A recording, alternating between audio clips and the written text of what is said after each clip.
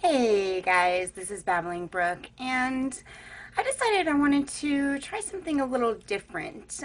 The whole basis of my channel has kind of been to do stupid stuff to make you guys laugh, or to try to make you smile, try to bring a little funny into your life, and just, do what I've always done and just do stupid shit to make people laugh. And what I find is the funniest things that happen to me are my real life experiences. So I'm going to tell you guys about a couple of things that have happened since moving to the South from Seattle. Now, when we first moved down south from Seattle, I can clearly remember my mother-in-law saying, "Don't underestimate Southern people. Just because they talk slow and they have accents, it's easy to assume that they're dumb, but they're not. They're some smart people." Now, my mother-in-law is one of my best friends. And that's not bullshit. I'm dead serious. People don't believe me, and I think it's because they don't think that, any girl could be cool enough for the mother-in-law to actually, adore her and love her, but yeah, I'm that cool. She's incredibly intelligent, and she's generally right about things most of the time. This time, however, sorry, Mom, but by now we both know that you were wrong on this one. Love you. She made a bad call. Of course, I'm completely exaggerating. Actually living down south, I have met some Southerners that I truly, completely adore. And they're amazing people who I do love. They're all my mother's age or older, and once they're gone, the South's completely fucked. But at least I have friends for now, right? It's actually really funny because, like my mother-in-law, I thought that the stereotypes that I'd heard about the South had to be completely overblown bullshit. I had visited before, but there is a big difference between visiting somewhere and actually living somewhere. Seriously, just as a quick side note, you can argue your ass off about issues that don't actually affect your community and happen far away or in communities you don't even live in. You can argue your ass off about those issues all you want. And that's fine. And by saying that, "Oh, well, I've been there," you might as well be telling me that you just farted, because honestly, that argument holds no water with me at all. It's ridiculous. Yeah, I visited there, so I know what it's like to live there. I know what those people are going through. Bullshit. Shut up. If you don't live there, you don't fucking get it. And anyone who's moved around drastically to different places knows exactly what I'm talking about. Anyways, moving on. Anyways, I really did think that these stereotypes that I heard about the South, they had to be overblown. Right? Wrong! Within the first 2 weeks of living here, 3 things happened that changed my mind about the falsehood of Southern stereotypes.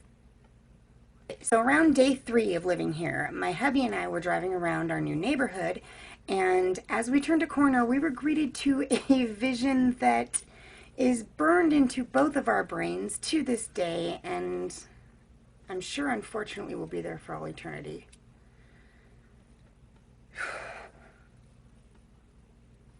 We come around the corner and we see this really pale, big, fat white guy with an enormous gut, wearing nothing but shorts. I mean, no shirt, no shoes, no dignity, apparently. So this guy's standing in his driveway, and he's got a tall boy of malt liquor in one hand and a running garden hose in the other hand, standing there, and he is watering his enormous pit bull. Just sitting there, nothing but shorts on.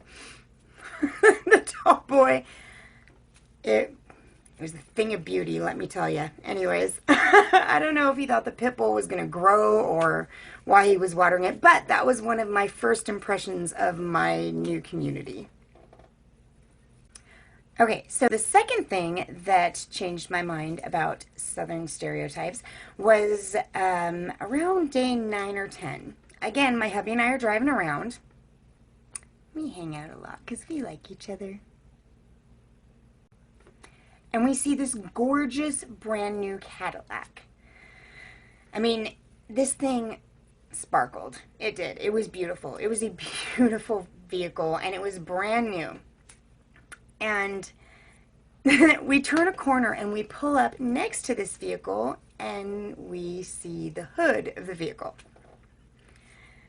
Now, the owner had removed the hood ornament, the original hood ornament, from this brand new vehicle that really was beautiful, and a luxury item, and replaced it with, I don't even know what to call it. A lawn ornament or a lawn statue or something of a duck with its wings spread as if about to land on the water. This thing was massive. It was massive. He removed the hood ornament and he put like this massive duck thing.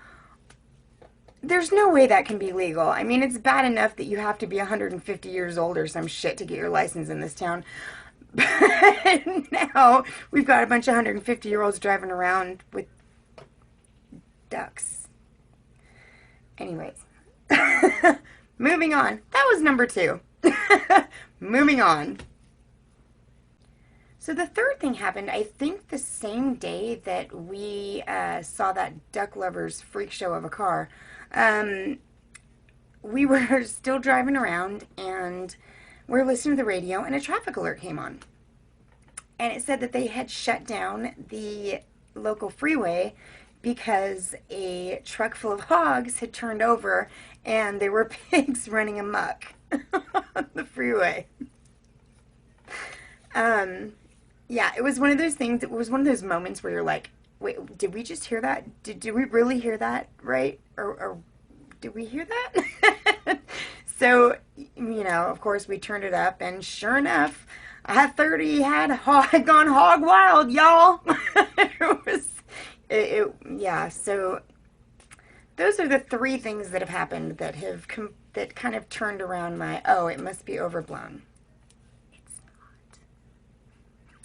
Anyhow, thank you for listening to me babble, you guys. And if you've made it this far, you've won a prize. Drum roll. It's my undying appreciation. Enjoy.